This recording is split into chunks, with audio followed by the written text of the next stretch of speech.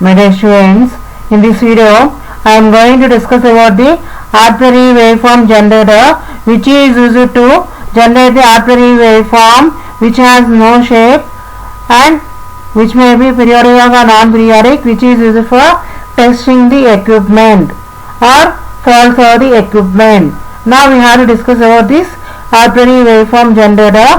Now consider, arbitrary waveform does not have a particular predefined shape or characteristics.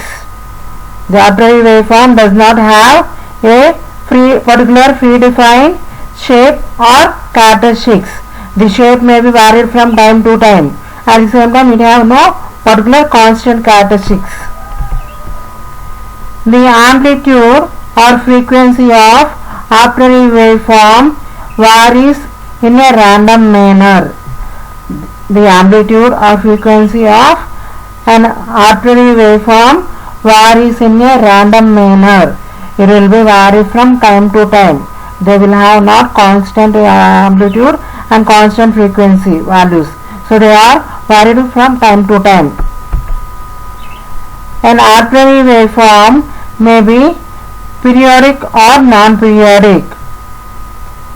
It may also include transients, noise, components, etc. An arbitrary waveform may be periodic or non-periodic. Suppose it may be periodic for some time, it may become non-periodic for other times. It may also include transients, time to time variations, and noise, components, etc. Arbitrary waveforms are used as test signals to determine whether the test equipment is functioning properly and also to detect any faults present in the equipment. Here these arbitrary waveforms are used to test the equipment, whether the equipment is working properly or not, and to detect the faults present in that particular equipment.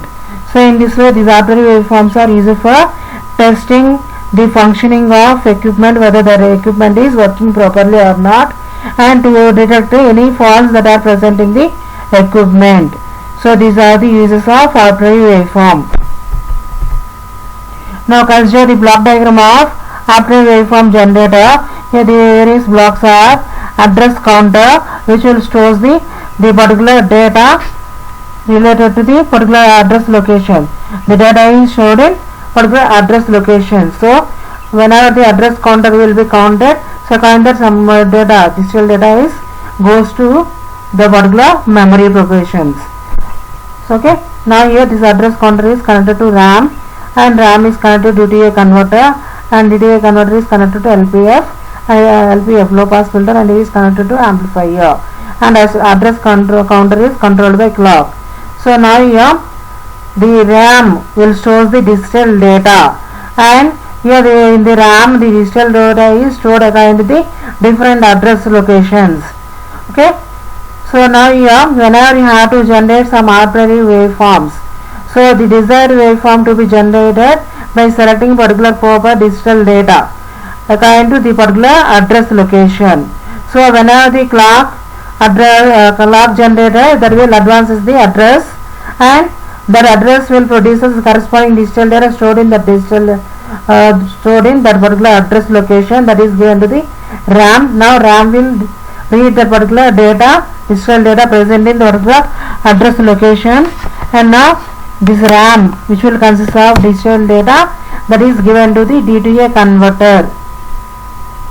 Now here the digital data stored in this RAM is applied to the D2A converter. D2A converter, nothing but digital to analog converter, converts the digital data into analog form, nothing but it will convert into staircase format.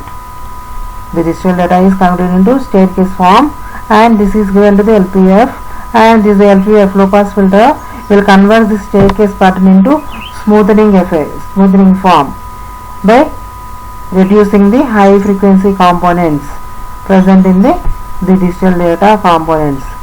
So nothing but the staircase pattern is generated from this D2A converter, and this LPF will smoothen that staircase pattern by removing high frequency components.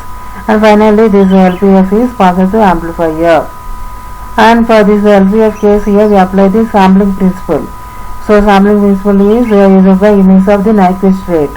So according to that we can apply the smoothing of the waveform, and this is applied to the amplifier, and finally we got the amplified version of the waveform. Finally the output is the arbitrary waveform, which is of the desired waveform. So the desired waveform which is taken from RAM can be obtained as the output of this particular amplifier. So this is the various blocks and the operation of each block. Okay, this is the block diagram of arbitrary waveform generator. So now consider the operation of this one. The arbitrary waveform generator produces the waveforms based on digital data stored in RAM. Here the arbitrary waveform generator produces the waveforms based on the digital data stored in RAM. The digital data is stored in this RAM. Based on this, the arbitrary waveforms are generated. The digital data gives the desired information of desired waveform. The digital data gives the detailed information of desired waveform. So nothing but here whatever the digital data stored in this digital data gives the desired information about the waveform. Okay, so in this way the RAM will store the digital data, and this digital data gives the detailed information about the desired waveform. The digital data samples the digital data samples stored in RAM. The digital data samples are stored in RAM represent the desired waveform. The samples are applied to D2A converter. The digital data samples stored in RAM represent the desired waveform.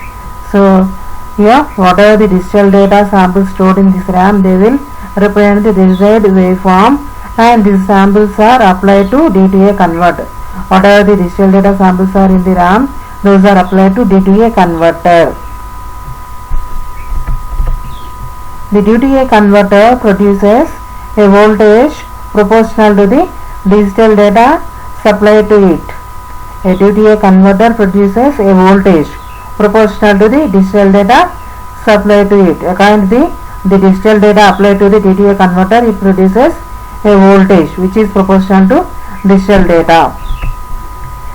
The address counter is incremented for every clock pulse applied. Here the clock is connected to this address counter. So whenever the clock is applied to address counter, then address counter is incremented according to this clock application. Okay, the address counter is incremented for every clock pulse applied. Since the DAC, the digital analog converter, produces staircase output for a set of input samples. Here, since the DAC produces staircase output for a set of input samples. Here the digital analog converter will produces staircase output for the set of input samples coming from the RAM.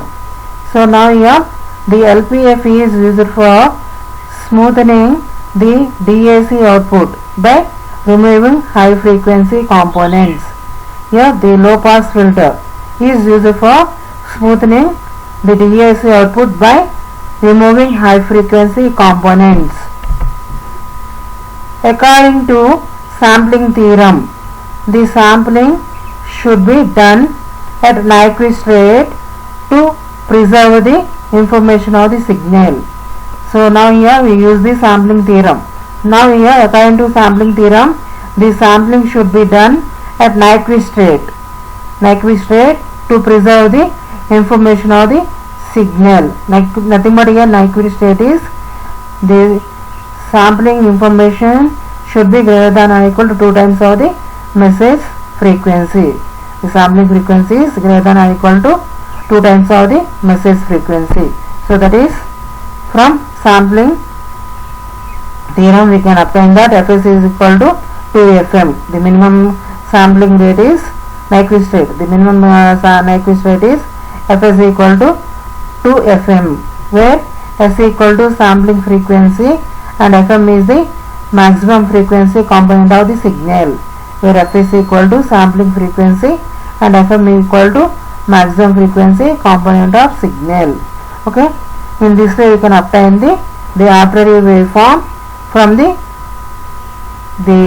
DAC output, which will be applied to LPF. Finally the LPF will produce as the sampled signal which is applied to the amplifier, and finally the amplified output is the arbitrary waveform.